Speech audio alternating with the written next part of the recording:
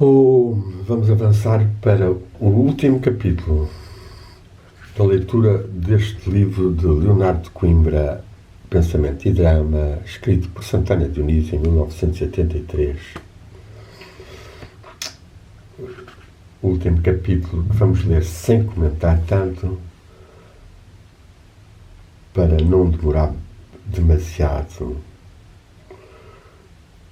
e para correr mais célere o pensamento de Leonardo, estimulando a nossa alma e ser, a despertarmos mais para o seu otimismo, de vencermos as 1000 formas satânicas através do humor e da sabedoria. Leonardo de Coimbra, uma vez ou outra, assim o pressentimos, entre parênteses, não acreditava na fatalidade.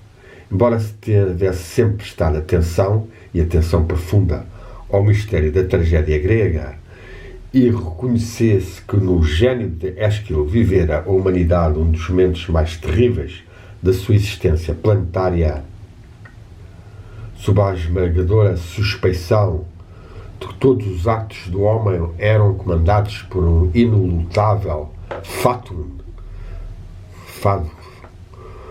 o filósofo não reputava verídica essa possibilidade pessimista e abria-se constantemente para a esperança racionalizada de que a maior força, embora amordaçada e oculta, que lateja no universo e especificamente nas sociedades humanas, é a força ou nisos da liberdade. Por isso, ele vai até ao ponto de dizer, pela boca de um dos seus personagens, do seu diálogo do amor e da morte, esse temerário paradoxo profundíssimo e perfeitamente explicável. A mecânica é uma psicologia simplificada. Quer dizer, o espírito seria o tipo de substância universal. E a matéria, mera resultante de uma ótica cosificada do nosso espírito. Aqui podemos dizer que Antero não andou longe desta realização, mas partindo-a, ou chegando a ela, mais a partir da própria evolução das ideias de energia e de força, até chegarem a esse tipo de ideia e de realidade suprema ou absoluta, que seria o espírito, como substância universal ou estado universal. De qualquer forma, Antero não valorizou tanto o espírito individual como esse espírito capaz de captar o nível espiritual do universo, porque ele próprio é espírito. Ou seja, temos que primeiro descobrir-nos como espíritos, para que depois o espírito não seja uma mera construção racional, filosófica, estilo Kant ou Hegel, mas seja verdadeiramente uma vivência e experiência interior.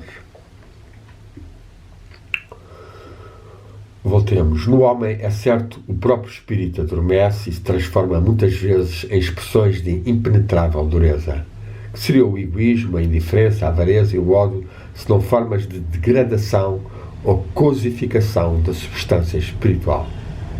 Mas o filósofo, embora de olhos abertos para essas formas de trágica declivagem da alma, sempre se recusou a admitir a entropia no plano que ele habitualmente designava como o plano ontológico. A degradação, em seu entender, era apenas verossímil no mundo planetário, não na esfera do transcendente. Aqui Leonardo é muito certo, parece muito valioso. Aqui podemos ver o egoísmo, a indiferença, a avareza ou todos estes defeitos que todos nós por vezes temos um pouco, serão formas de degradação ou cosificação da substância espiritual. Aqui diríamos mesmo mais não da substância espiritual, mas da substância psíquica, da substância anímica. Trata-se mais na alma. E Santana explica bem essas formas de trágica declivagem da alma. Mas que essa entropia, essa descida, essa decadência, essa cosificação não tocam no plano ontológico. Não é o espírito que se transforma em impenetrável dureza. Ele está separado da alma e da personalidade e do cérebro no seu plano transcendente ontológico. Este é um aspecto que Leonardo de Coimbra aceita ou afirma e que a mim também me parece mais correto, ainda que seja bastante difícil de termos uma plena consciência da situação, não só do nosso espírito nos seus planos, enquanto que nós funcionamos aqui cerebralmente e animicamente, como sobretudo o das outras pessoas. O discernimento do espírito expedido das escrituras cristãs é, pois, uma tarefa altamente difícil, e se nós fôssemos verdadeiramente a discernir os espíritos e o que é que cada pessoa diz de verdadeiro ou de falso, nós teríamos que arriscar em tantos livros, seja de filosofia, seja de religião, muita coisa. Como também teríamos que arriscar pseudomestres, já que verdadeiramente discernidos pouco ou nada teriam disso. Nesse ponto, a sua obra de pensamento mantém-se irredutível em face de todas as concepções fisicistas ou resignadamente dormitivas, como é a de Aristóteles ou de Leibniz. O filósofo critica sempre com alto sentido de dignidade, mas também de desassombrada autonomia, as atitudes e ideias de todos os pensadores dessa estirpe, não arreceando apontar os pontos fracos das suas doutrinas. É o que faz perante Kant, Schopenhauer, Nietzsche, Aristóteles, Descartes e Spinoza.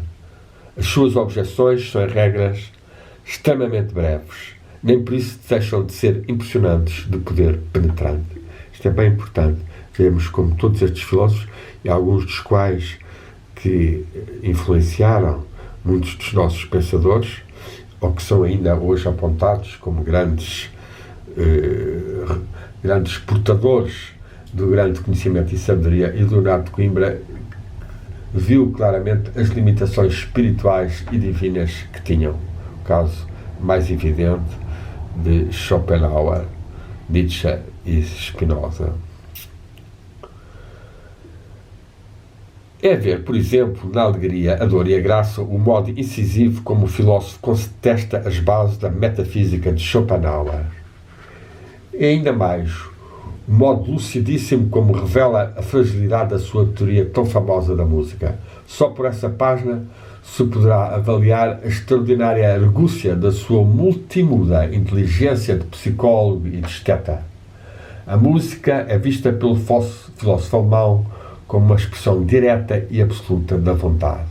O filósofo português concebe-a, e com muito mais profunda verosimilhança, como uma voz das indefinidas singularidades em que o ser uno se desdobra.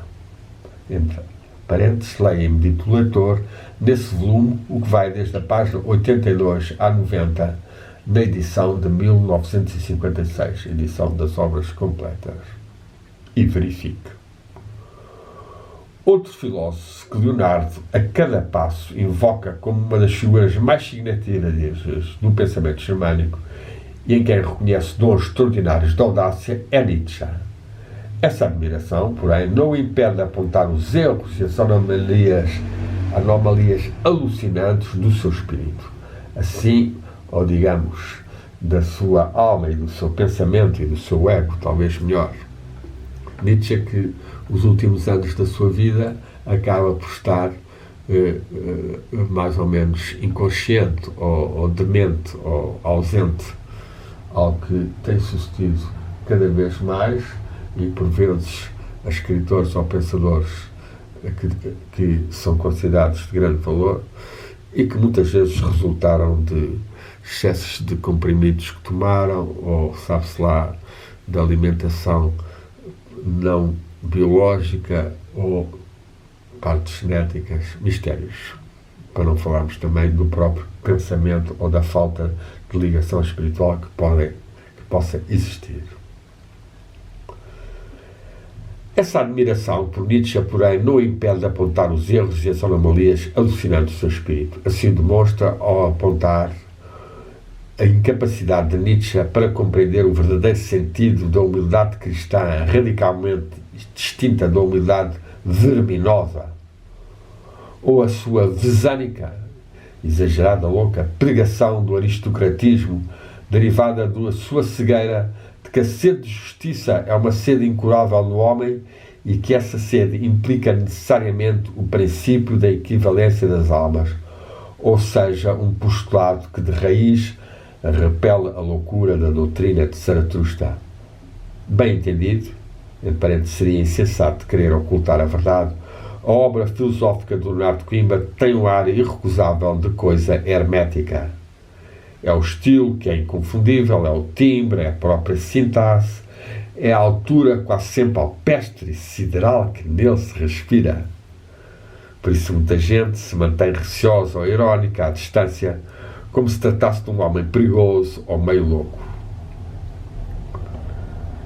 Mesmo aqueles que em vida o admiraram raramente o leem, limitando-se a repetir vagas impressões de euforia ou deslumbramento, ao evocarem a presença física e eloquente do extraordinário professor e tribuno, que em tal ou tal data ou circunstância os impressionou. Era um espantoso tribuno, era um admirável conservador, era um mestre, dizem.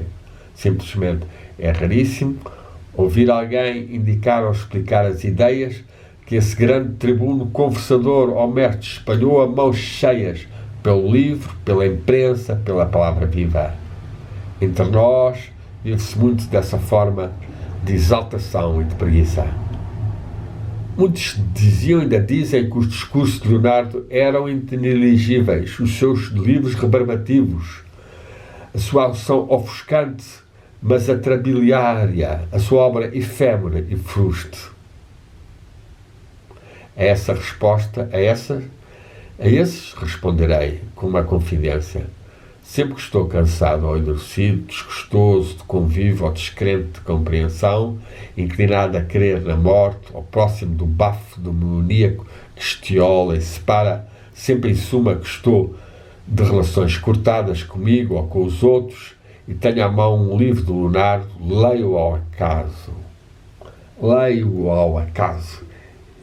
Isto te dará uma prática muito usual na tradição iraniana, abrir um livro, não tanto o Corão, mas até os livros dos livros sagrados do Irão Shia e amoroso, os livros de Sadi e Hafez, os divans, de poemas de Ghazalis, que abrem e leem o verso e recebem a mensagem. Aqui Santana faz com os livros de Leonardo. O livro de Leonardo é para ele uma obra como as do Hafez ou de Sadi, ou uma Bíblia. Leio ao acaso, aqui além, e dentro de breves momentos estou outro. Regressa à visão de simpatia, à alegria íntima, à esperança, à atmosfera de compreensão. E porquê? Porque Leonardo é, na verdade, uma inexaurível fonte de otimismo levitante.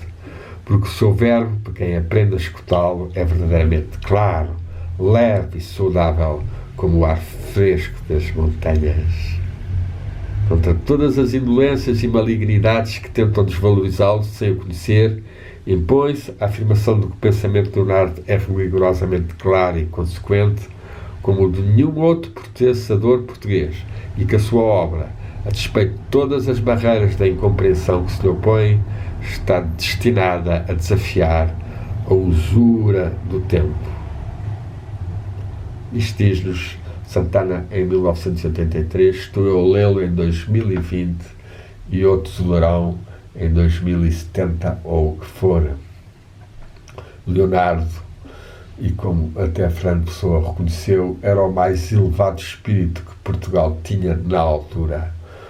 Mais elevado no sentido de que nas suas forças anímicas havia uma tal riqueza que o espírito fulgurante manifestava-se poderosamente e transmitia amor e verdade. Certamente que poderia haver espíritos ainda com maior ligação à fonte original e, portanto, mais elevados do que o Leonardo, com mais realização espiritual. Mas Leonardo, como filósofo, como pensador, como ser de cultura e de realização humana, era realmente extraordinário. Para mim, não posso ler sem comoção, direi mesmo, sem exaltações súbitas. Leio uma página e fico logo outro. Processo de fraternidade, de adesão plena, de compreensão absoluta do que ele diz e do que está para além do que ele diz. É muito interessante. Aqui Santana, um ser pequeno, enquanto que Leonardo era mais impressionante, mais forte. A ler e ficar possesso de fraternidade, de adesão plena, de compreensão absoluta do que ele diz, do que está para além do que ele diz. É muito interessante.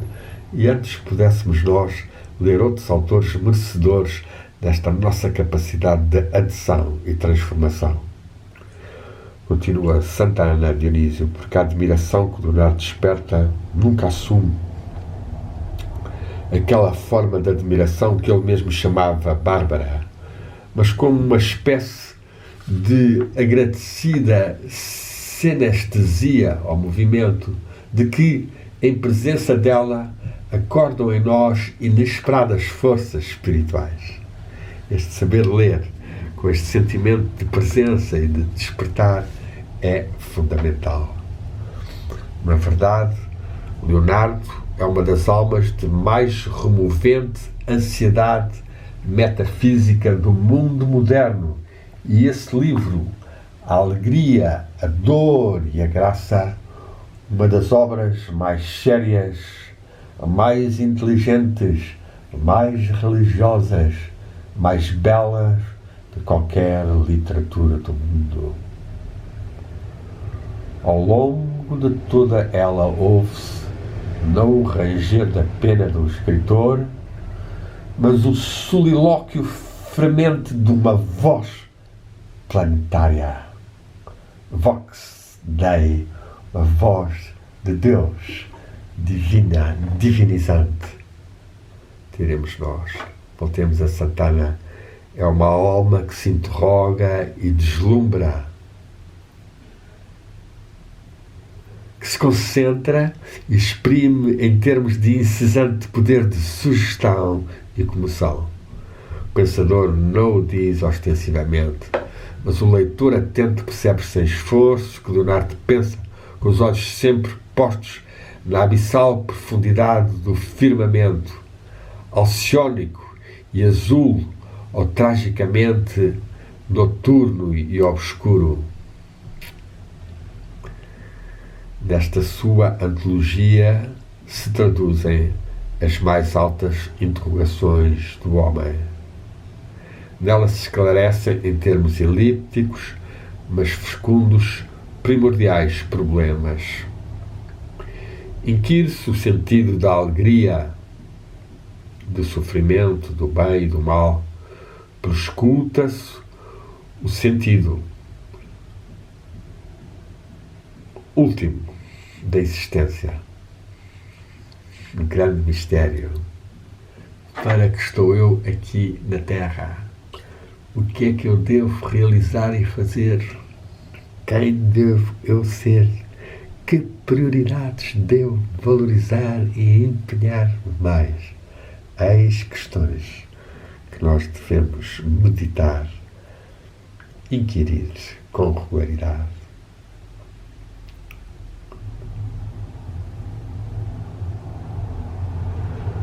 Pergunta-se o sentido último da existência, define-se o valor da solidão e do silêncio, indaga-se o significado de certas palavras carregadas de equívocos e de mistério. A palavra destino, liberdade, infinito, dever, graça, admiração, infância, amor, divindade.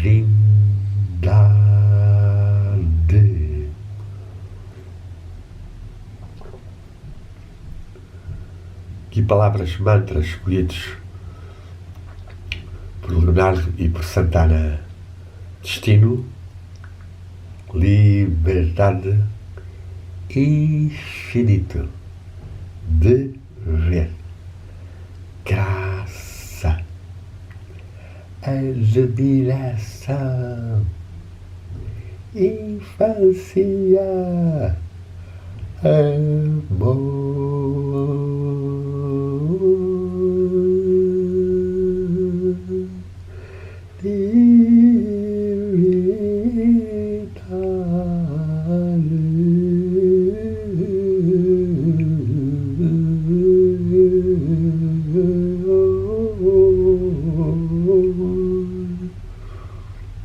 saibamos nós também dedilhar, como numa guitarra ou num alaúde, estas palavras, estes mantras da nossa língua, cantando-os, fazendo dele hinos, através dos quais nos elevamos e elevamos forças para a divindade e para que ela se possa manifestar mais em nós pela tal afinidade de vibrações.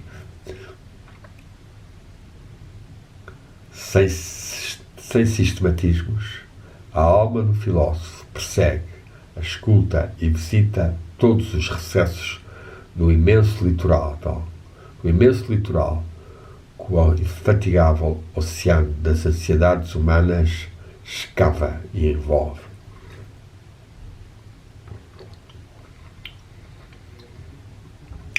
Interessante, o infatigável oceano das ansiedades humanas, ou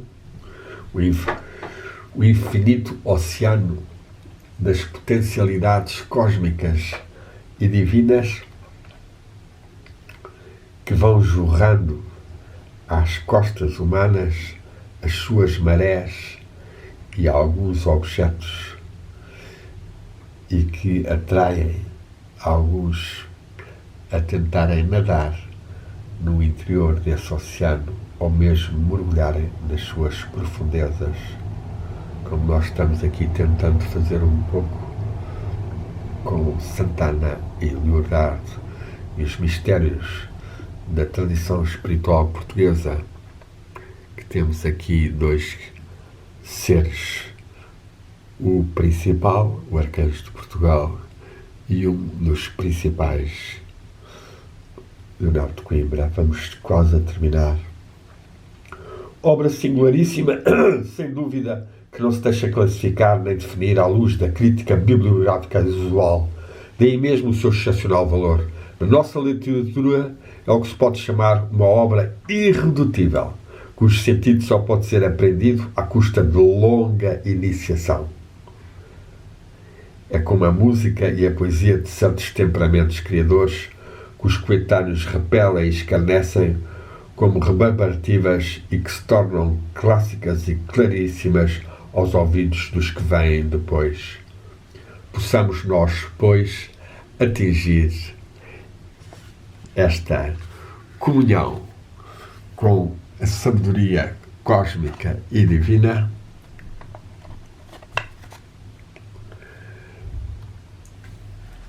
relendo esta página que Santana me escreveu, lembrança de uma época de trabalho consagrado à interpretação do nosso velho e sempre novo Leonardo. Oferece ao Pedro Mota José Santana Dionísio em agosto de 83.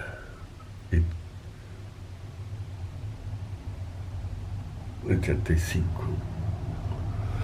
Posso então, esta sabedoria que aqui invocamos, fortificar-nos, fecundar-nos, possa a chama do amor arder mais em nós e atingirmos a realização espiritual e a ligação divina e a convivialidade justa, amorosa, livre, criativa, sobretudo face a tanta opressão que se desenha e que vai caindo sobre nós. Saibamos abrir-nos pelas meditações e pela aspiração à comunhão com o amor universal, com o verbo, ou som, ou palavra universal, com a tradição espiritual portuguesa. E saudemos particularmente o Arcanjo de Portugal, Santana Dionísio, Leonardo